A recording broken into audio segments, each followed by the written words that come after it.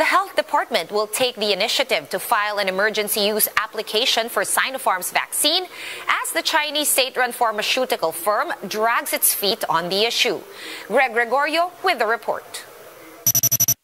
The World Health Organization has approved the emergency use of Sinopharm's COVID-19 vaccine. It's the first China-made shot to be included in the WHO's emergency use listing. Data show that a 2-dose vaccine has 79% efficacy and is recommended to be used among those aged 18 to 59.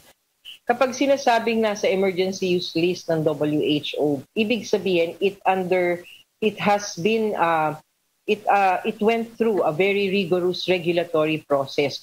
Here in the Philippines, Sinopharm has no EUA yet, but limited use is allowed under a compassionate special permit. Health Secretary Francisco Duque III now wants the Food and Drug Administration to expedite its emergency use approval of the China-made vaccine.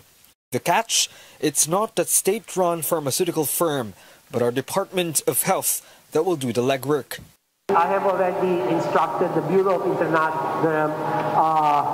Public Health Services Office of the DOH to file with FDA for issuance of an emergency use authorization.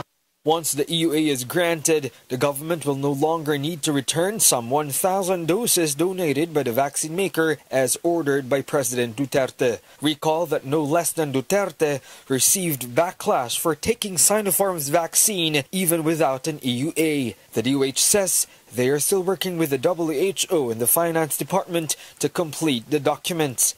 This is the pathway na tinitignan namin ngayon for Sinopharm. Baka pwedeng dito na lang kami dadaan, mas magiging mabilis ang proseso. But of course, as I've said, we still go through the usual regulatory process.